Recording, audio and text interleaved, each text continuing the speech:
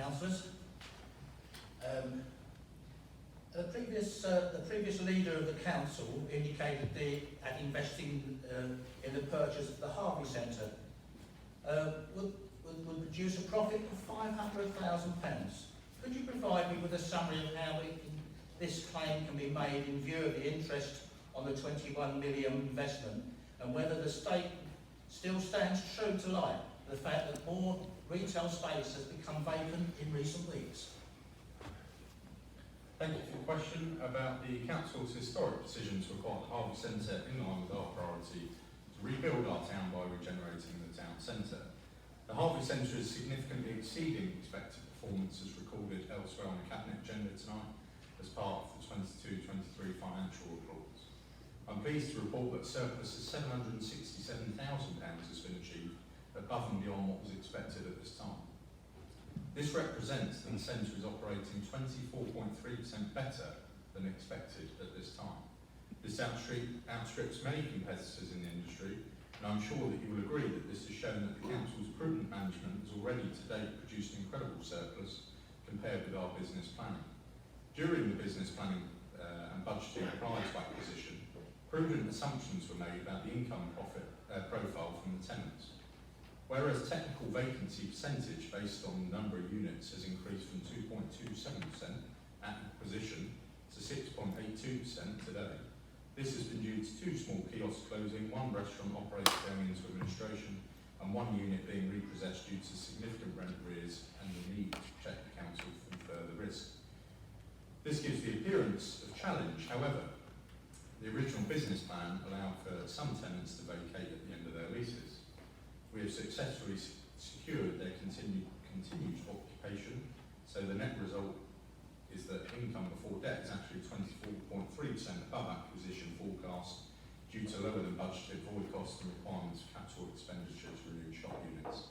Significant announcements will shortly be made about new tenants and facilities coming into the centre, which I believe will be strongly welcomed and show the benefits of our acquisition. The centre will continue to be managed prudently and in line with the Council's plans for long-term improvement to the town centre. The Council will use a variety of sources to raise debt in a prudent manner, and the performance of the Harvey Centre continues to provide a margin which is intended to support town centre regeneration.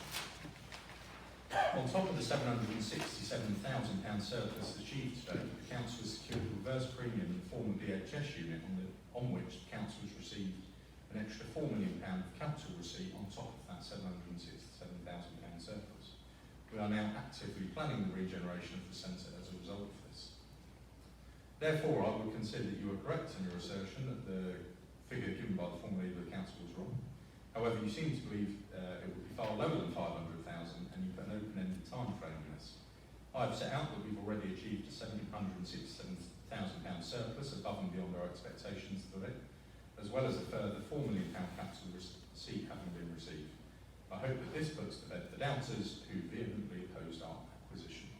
Do you have a supplementary, Mr. I do. Very good. Bearing in mind the £21 million investment and the interest rates rising at the moment, and the fact that we've seen what's happened to Woking Council recently in going bankrupt, has the council taken all this information back to its Audit and Standard Committee to do a risk assessment as to what the council is doing in relation to the money they're borrowing? There's a few things I'd say in response to that. I would urge, with great emphasis, caution of comparing us to Woking, who are currently in £2.9 billion of debt, to an acquisition that in its less than its first year as operations made a £767,000 surplus. I think you're wrong to even link the two things. All these things will go through the proper process in terms of audit and standards. And the interest rates have not affected what was a fixed interest debt at the moment.